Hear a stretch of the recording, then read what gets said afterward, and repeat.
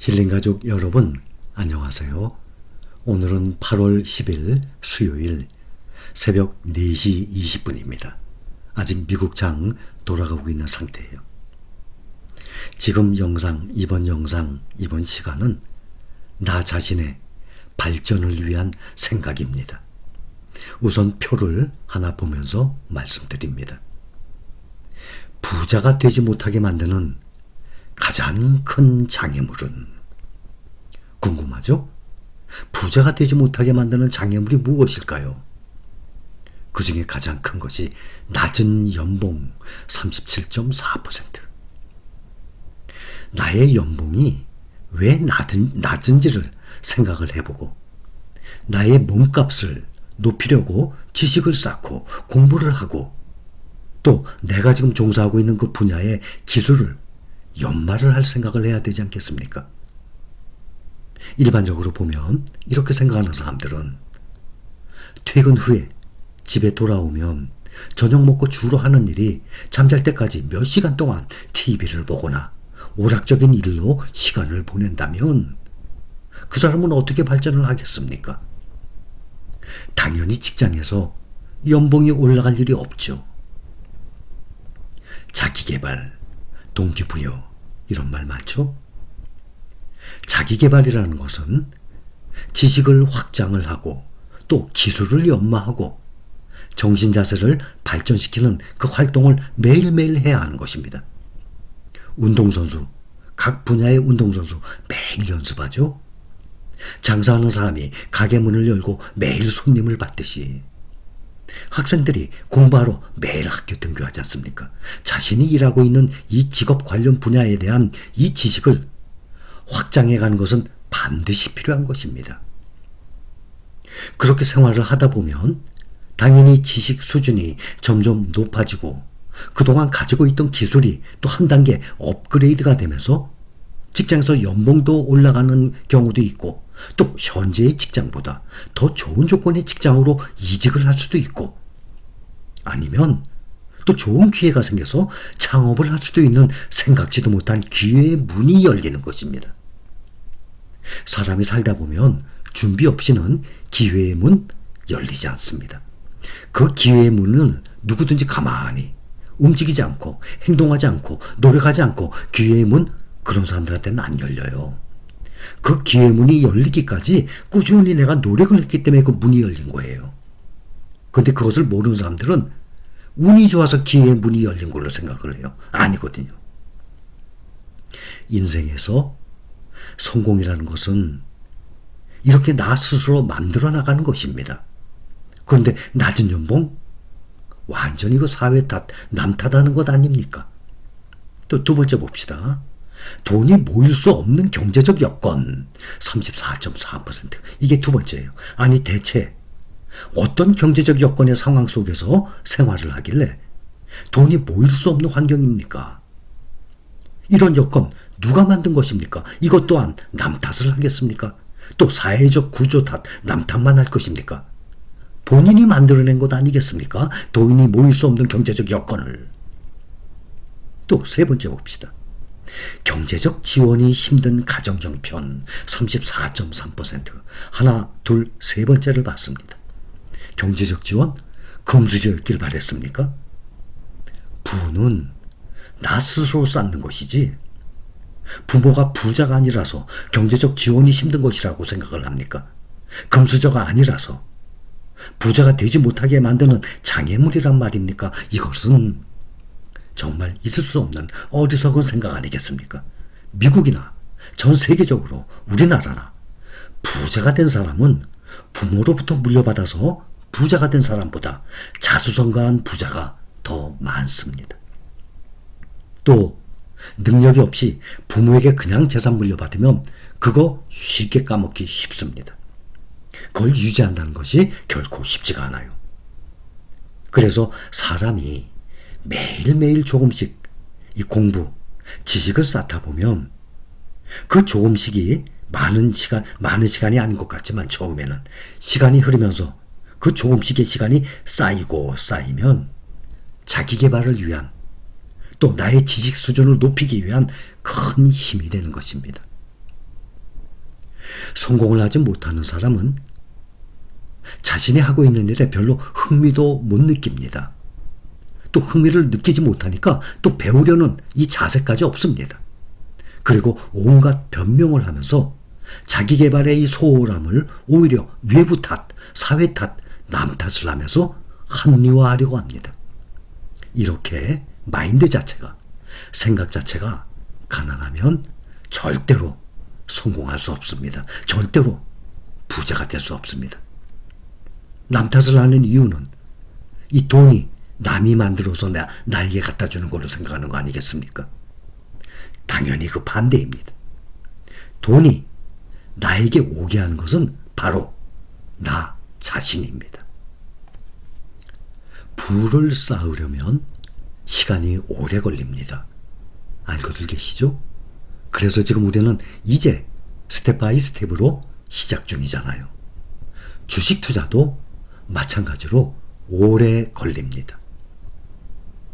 사람들이 보면 목표 설정을 하고 책상 위에다 딱 붙여놔요. 좋은 문장, 문구 같은 거. 또 나의 계획표, 내가 어떻게 돼야겠다는 계획표. 왜 붙여놓습니까? 볼 때마다 보고 마음에 다짐을 하는 것 아닙니까? 자꾸 보면서 각인을 시키는 것 아닙니까? 그래서 제가 영상을 만들 때도 보면 결국엔 절약인데 그 절약을 하기 위해서 풀어나가는 과정이 다 다릅니다. 똑같은 영상을 또 만든 게 아니라 절약이란 말을 할 때도 이 절약의 중요성을 강조하면서도 그 풀어나가는 중간 과정이 다 다릅니다. 마찬가지로 책상 위에 나의 목표를 붙여두고 매일 읽는 것과 똑같아요. 멘탈도 마찬가지입니다. 한 번만 얘기해서 내가 목표 설정한 거 한 번만 딱 생각하고 책상 위에 붙일 이유도 없죠. 그러면 누구든지 다 한 번만 딱 생각하면 해나갈 수 있으니까. 그게 아니기 때문에 책상에다 올려두고 벽에다 붙여두고 계속 매일매일 쳐다보면서 다짐을 하는 것 아닙니까? 영상도 마찬가지입니다. 인생의 이 성공을 하기 위해서 끊임없이 이 지식을 확장시켜 나가는 것 아니겠습니까? 제 영상을 통해서 우리는 서로들 배우고 있는 중입니다. 그래서 주식 투자나 부를 쌓으려면 오래 걸립니다. 그래서 인내심이 있어야 하는 겁니다. 그래야 결코 포기하지 않을 것 아닙니까? 성공하지 못하는 사람들, 그 이유는 이 성공의 필수 조건, 집중력, 인내심, 곧 이 끈기가 부족하기 때문 아닙니까? 우리가 앞으로도 목표를 향해서 가는 이 긴 시간 동안 평탄한 길 당연히 없습니다. 주식 투자와 똑같습니다. 평탄한 길 당연히 없습니다. 생각지도 못한 문제들이 계속 발생을 합니다. 그럴 때마다 성공한 사람들은 그 문제들을 잘 헤쳐나가고 또 과정에서 경험과 교훈을 얻는 것 아닙니까? 실패를 하더라도 다시 시도를 합니다. 세상에 실패의 경험이 없이 성공한 사람 없습니다. 실패 또한 큰 교훈이에요. 실패를 함으로써 큰 걸 배우는 겁니다. 그런데 인내심이 약한 사람들은 실패하게 되면 주저앉는 것 아닙니까? 그 사람들이, 이 성공한 사람들이 끈기가 있는 이유는 자신의 일에, 직업에 열정을 가지고 있기 때문입니다. 그런 열정이 있는 이유는 인생의 목표가 뚜렷하기 때문이에요. 여러분들도 목표 뚜렷하죠? 가끔 투자를 했다가 단 몇 달 만에 마이너스 20%, 30% 반토막이라고 칩시다. 망했다고 생각하는 사람들이 있어요. 저는 그때마다 내가 그동안 그렇게 말씀을 드렸는데도 아직도 마인드가 이거밖에 못 되나, 그런 분들 간혹 봅니다. 또 주식 투자 말씀을 항상 드렸죠. 3년 후, 5년 후 멀리 보고 투자하는 것 아닙니까? 근데 투자한 지 지금 몇 달 만에, 더군다나 강세장도 아니고 하락장인데 몇십 % 마이너스가 났다고 망했다고 생각하는 사람이 있어요. 제가 그동안 얼마나 많은 영상을 올려드렸는데 그런 사람들을 보면 어떨 때는 힘이 빠져요. 내가 이렇게 말씀을 드렸는데도 아직도 이런 사람들이 있나. 지금은 많이 없어졌지만 말이죠. 다시 한번 말씀드립니다. 투자를 한 지 몇 달 만에 마이너스가 났다고 근심 걱정한다면 투자 아예 하지 말아도요. 처음부터 참 많이 말씀드렸습니다. 거의 대부분은 안 그래요. 알고 있습니다. 극히 일부가 아직도 그런 분들이 있습니다. 마인드를 꼭 바꿔야 합니다. 바꾸지 않으면 본인만 손해를 해도요.